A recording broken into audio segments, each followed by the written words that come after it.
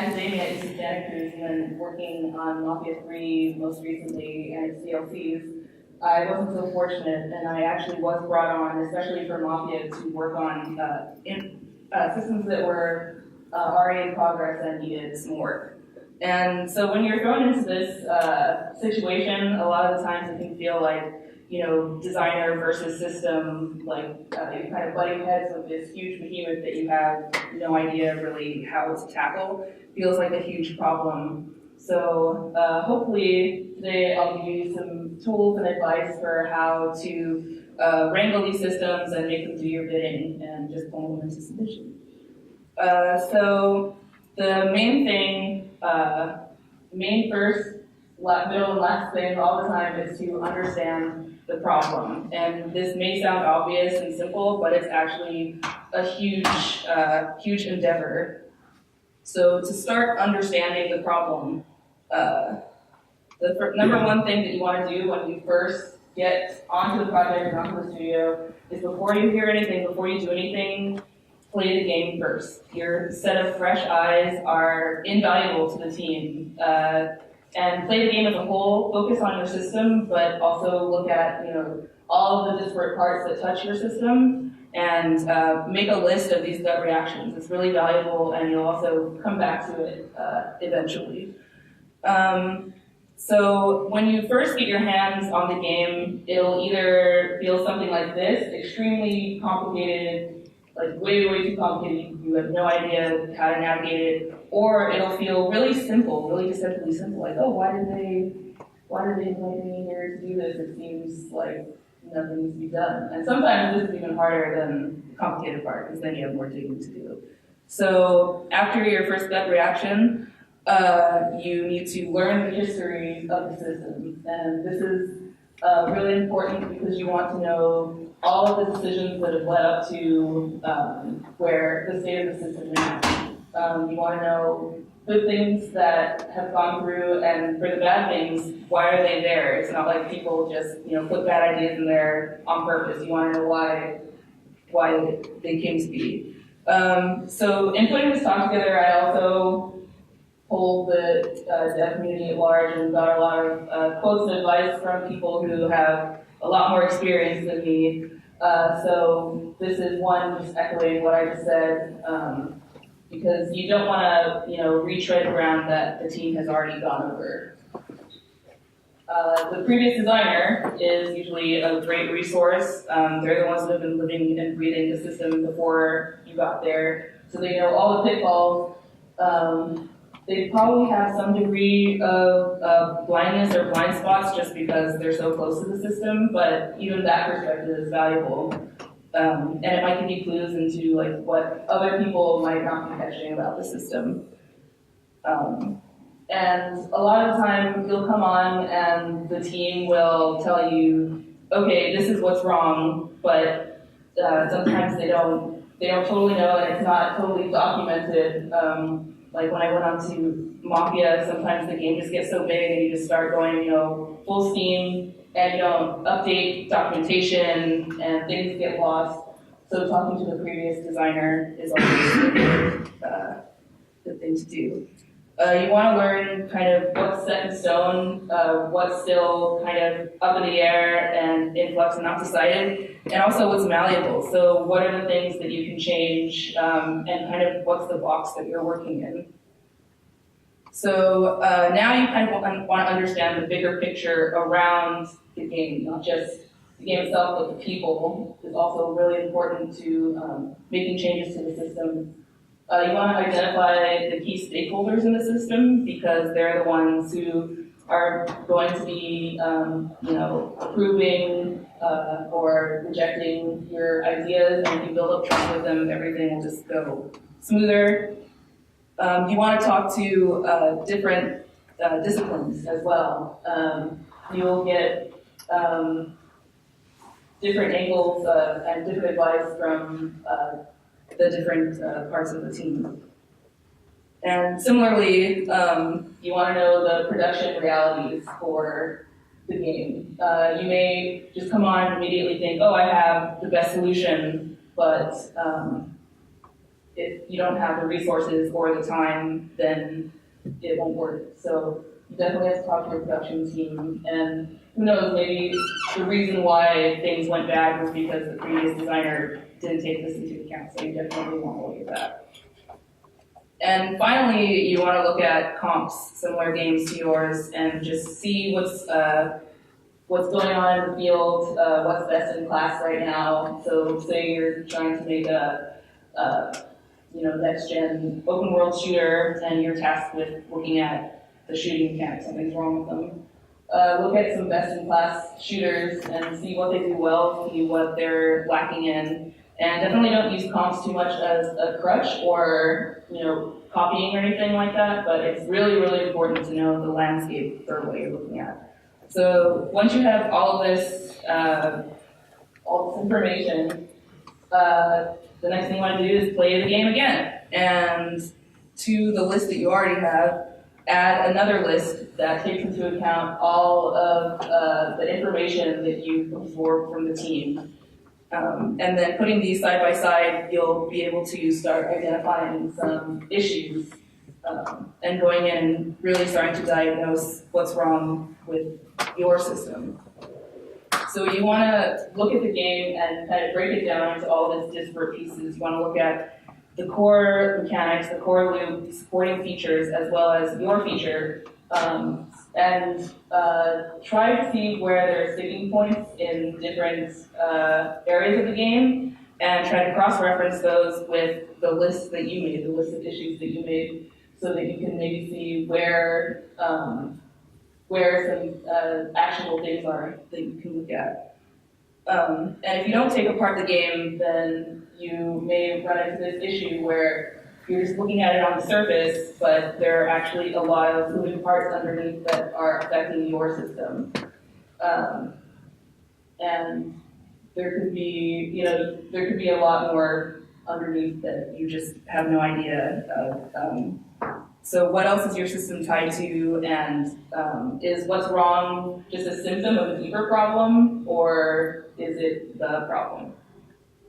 So for initial fixes, the first thing you want to do is to just stop the bleeding. We, as designers, are taught to take an iterative approach and try to implement things that are well thought out and the most complete solutions possible. But when you're getting onto a team and it's in progress and something's broken, you kind of want to keep the team going and not take too much time to take the game off the rails to try to implement something new. You want to do a quick patch job and then keep going. So I included this quote because this guy, he was the Sony fixer. He was a guy he comes on to the end of projects that are basically on fire and goes in and diagnoses it, does exactly what I'm talking about here, goes in and looks at the game as a whole and tries to fix it. And this echoes kind of what I was talking about. You may think that you have this great idea and you want to just stop everything and put it in because you think, oh, in a couple of weeks, everyone will thank me, but meanwhile, the team around you is confused and you'll lose more momentum than you think. So for building final solutions, so what you can implement, it depends on your resources, the time that you have, and also the skills of your team. So all the production realities that you had researched about previously. So these production limitations shouldn't drive design, but they should definitely inform it. The thing that should mainly drive design is the vision from the stakeholders and your instinct as a designer. And so this is just another tip for when you're looking at the game as a whole and taking everything. This is like if the game is just really, really in trouble and you're actually, you kind of go in, it's like you have a toothache and you go in and you realize, oh wow, the whole jaw is like rotten. So we have to take out what's good and figure that out and then redo everything else. Another interesting bit of advice is to have toggles for the systems that you create. So if you're implementing something new, either have a separate build or have an in-game debug toggle to switch on and off the system that you're looking at. So say, you know, you think that cars should go twice as fast to make racing more fun or something. You have this on a different toggle, and it affects the whole game, so you don't want to just commit the whole thing in case it's wrong, but having that toggle on will also help to iterate on different fronts at the same time, and it'll also help the team to not freak out as they're testing things. So there are a few different types of solutions that you can implement, final solutions.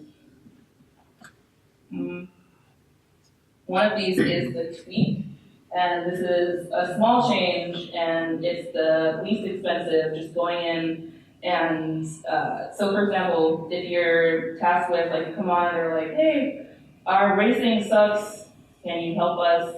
A tweak for that would be, you know, like I said, increasing the speed of the cars, or taking, you know, each map and adding in a few extra obstacles, or something like that, just making a really small change. And the pitfall for this is that if it's a small change and it's just you put it there and it's like, okay, I'm done, then it might not be enough. There might be more things that you need to do. But if you do many tweaks, it can lead to a full solution. Repurposing is one really good option. If you have done your due diligence, then you'll be able to see other things in the game that you can use to kind of patch up what's not working. But you need to be smart about it, because if you try to reuse something that isn't meant to be used in that way, like trying to fit a circle peg into a square hole, then you might actually just end up, you know, creating more headaches for yourself. Creating new is the most expensive, and it's probably the most alluring for like a new designer coming onto a project. Like, oh, you know, I want to put my mark on this, and I think I have the best idea. So I think that we should just do this new thing to fix this old thing that was crap. But a lot of the times it's not necessary, and a cheaper solution can be found. And then lastly, cutting a feature it never feels good, and the new team that you started with may not trust it right away, but sometimes that's just what you have to do, and definitely saves the most money in the end. And the razor for this, it should be what the stakeholders told you, what the studio told you, the vision for the feature. So if it's just not standing up to what it was supposed to be, then sometimes cutting is the best approach. So for verifying solutions, you come up with a solution or a few. How do you figure out whether or not it's the right one? Well, don't pounce on the first solution too quickly, because often the first choice isn't always the best one. You definitely want to vet your solutions rigorously. And one way to do that is consistent playtesting. And emphasis on consistent. You have no idea how many companies, even with really fun games, just don't play their games. So internal testing is really important, because it's being played by people who know the game and know the systems. And then external play testing is important for the fresh eyes and to get players that reflect the people that you're trying to sell to. But always consult your own gut when verifying solutions, because you're the person who was hired to do the job, so you know in your gut what's right. And then finally, sometimes the hardest part is just pulling the trigger and saying, this is what we're going to do, committing it, and moving on with it. So we'll go through a little theoretical example. So say you are a new systems designer and you just started on this new team, it's super great, and you finished your first week, you've ramped up, you did all your lunches and stuff, and now the Monday of the next week, someone just dumps into your lap the problem of our procedural dialogue system isn't working correctly, it sucks, okay, fix it. Nothing else other than that. And so it's like, all right, I could just take this and run with it and, try making some thing to fix this thing, but going through our methodology, first we need to understand the full problem. So first, we want to try to figure out what they actually mean, what they're actually trying to say. They say their procedural dialogue system isn't working correctly, but is that really what it is? Think critically about, is this a symptom? Is this the whole problem? Are there other things at play here, other things affecting this? And also, what does procedural dialogue system mean to them? Like, what do they want the system to be? And also, what does correctly mean to them? What do they expect that they're not seeing?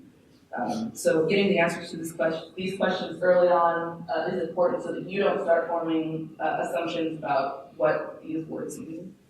So things not to do at the beginning are to immediately assume things, just like making assumptions right away that you stick to.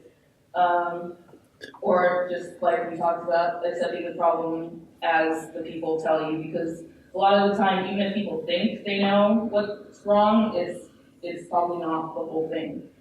And also, another thing that you might be tempted to do is to blame the people before you. It's like, oh, this game has been going on for 2 years, and now I came on here and this is totally shit. Like, why did this happen? The other people must have just been inept. But no one puts bad ideas into things on purpose. There were reasons for everything. And the previous designers are probably some of your best allies in figuring out what was wrong. So now you want to learn the history of the system to better diagnose it. So you learn that in the beginning, the game was really simple and just had the main character speaking. But over time, the vision for the game changed, and the studio wanted a more immersive, multi-character dialogue system. So that's where the vision is today.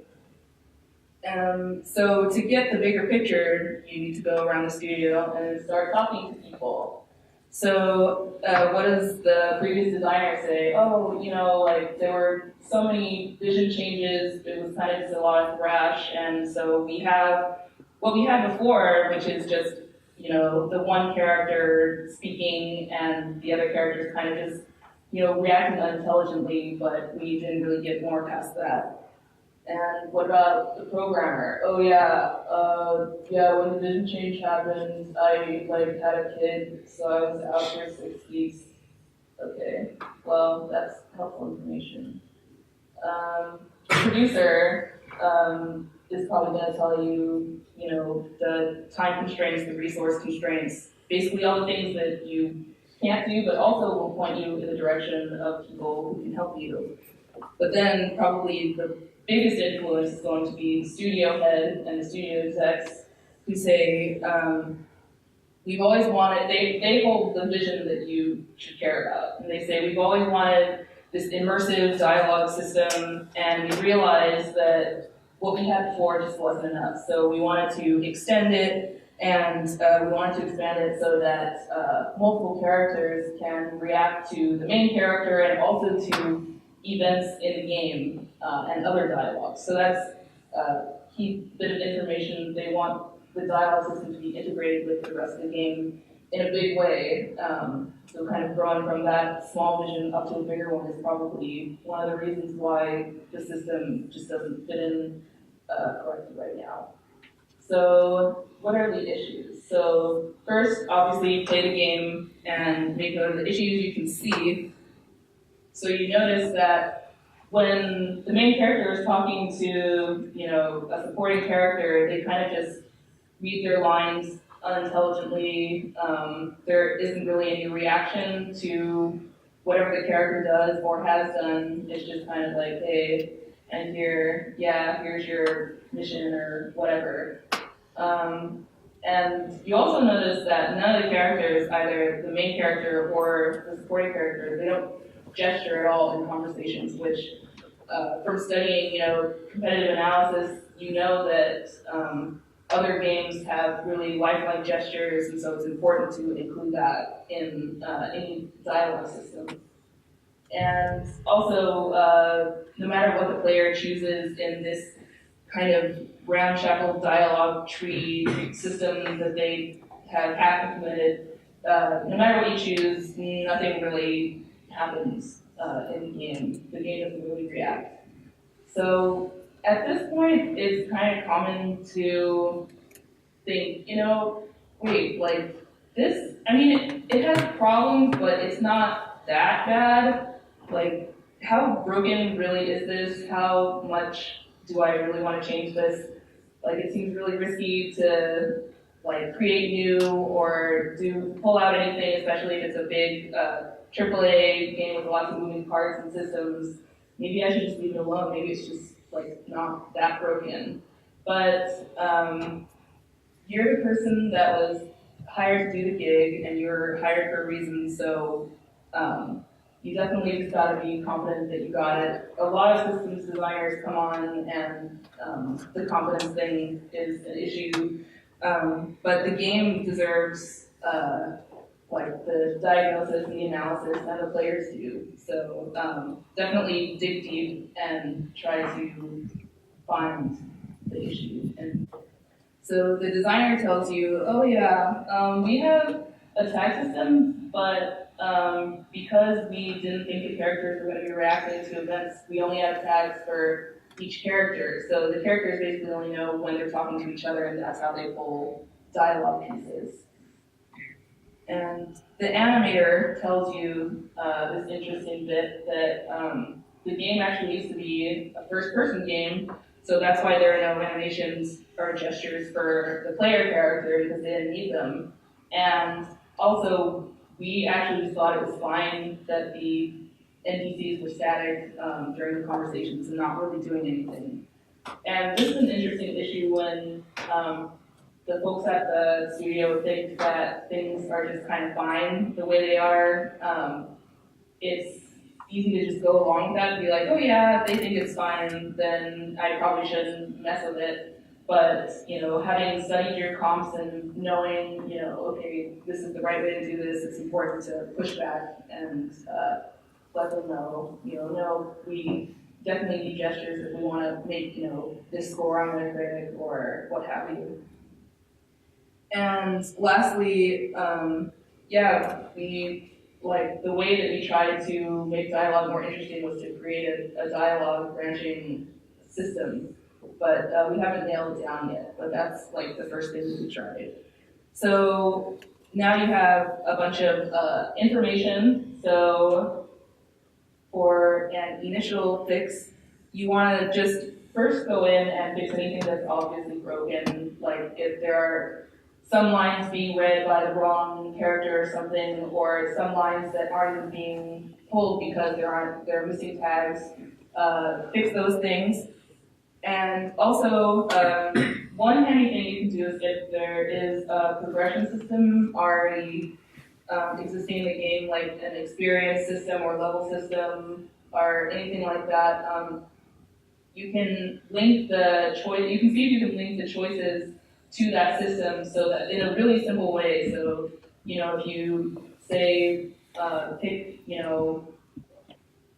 evil choices, you get 5 experience sometimes, and if you just something to link the system into the rest of the game, because that's something that the vision holders really, really said that they wanted, and that's one way to kind of band-aid that and give a superficial fix for that. So for generating final solutions, first you want to know the constraints on the issues that you found. So the programmer says, oh yeah, I can actually augment the tag system pretty easily, and we can assign tags to events and dialogue so that the lines are actually pulled, intelligently. And we'll definitely need a priority system to decide which dialogue should be chosen.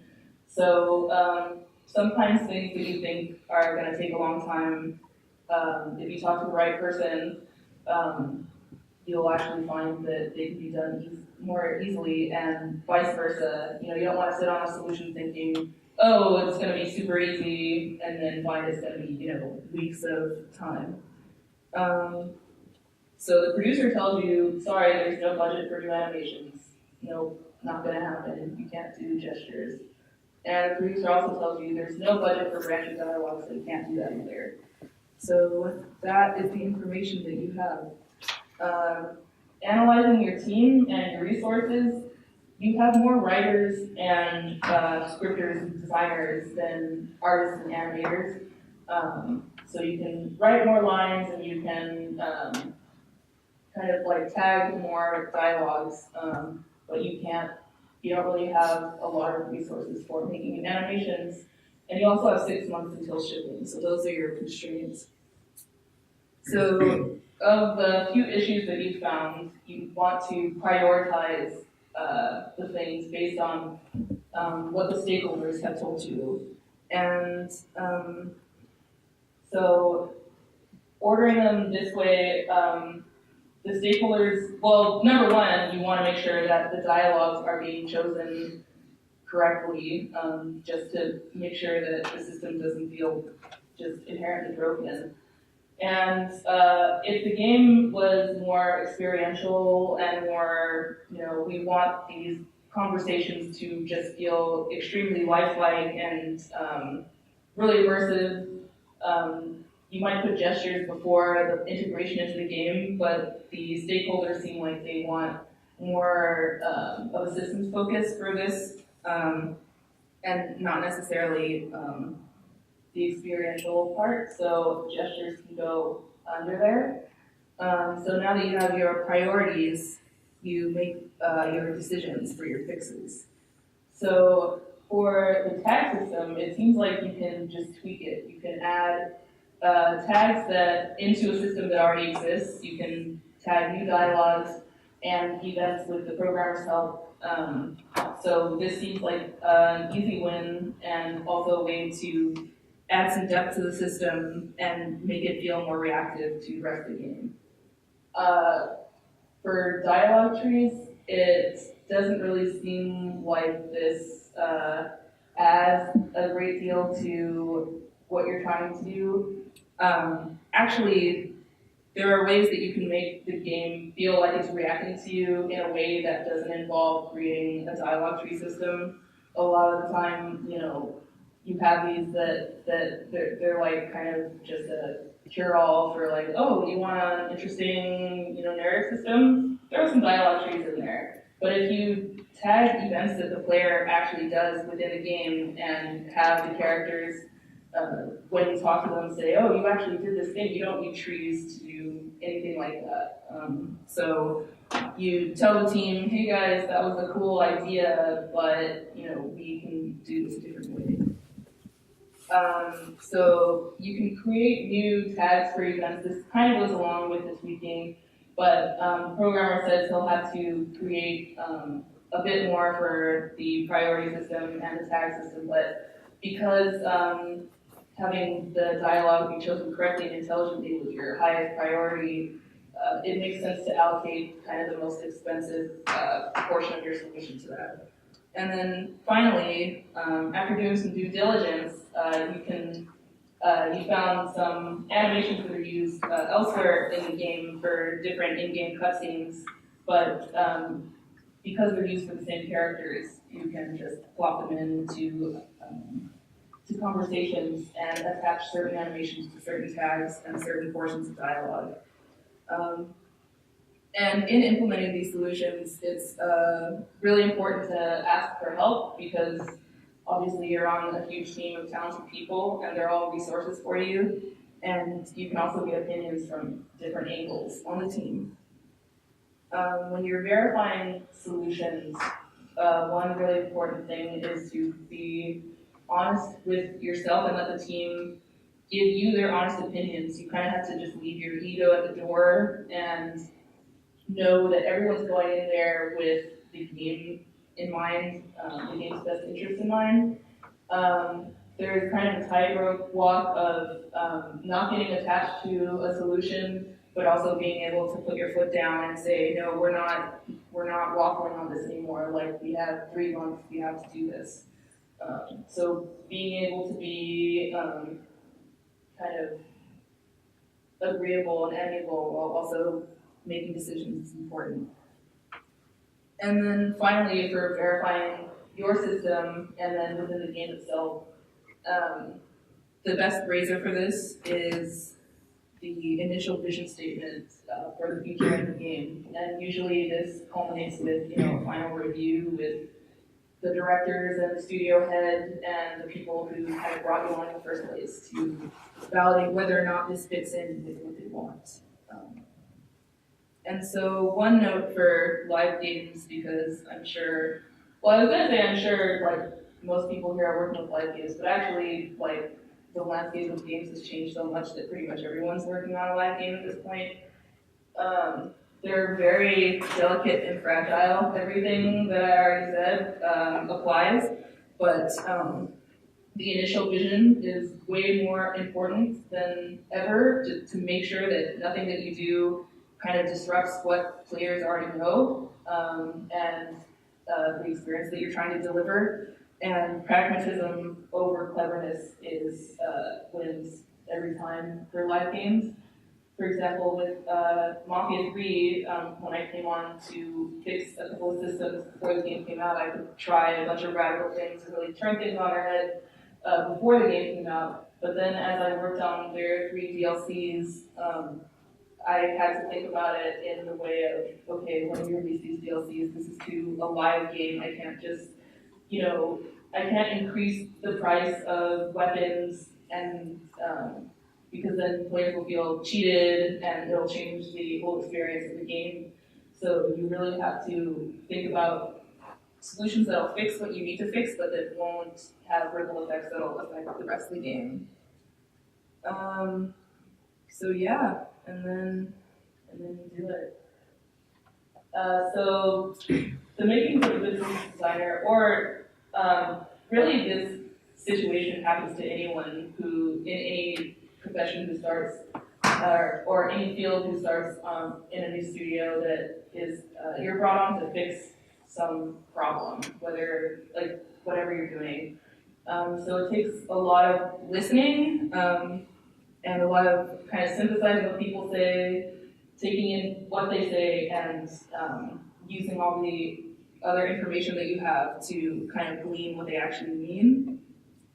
And also being able to see what the game needs to be, but also kind of what you have to do at the lower levels to fix it. You kind of, in the end, have to be both a detective and a doctor, sleuthing out the issue and then treating it, and all while keeping in mind that the main goal is the intended experience for the player, which is obviously, as game designers, the most important thing.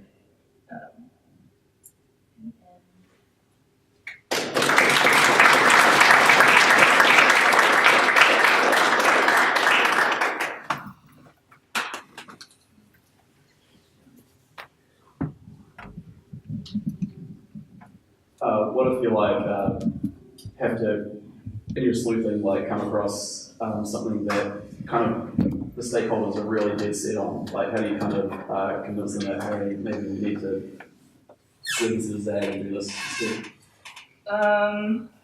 You can find support from different places. Either you find support internally from like a group of designers or a group of people and bring them to the stakeholders and be like, hey, this is something that we all see is wrong.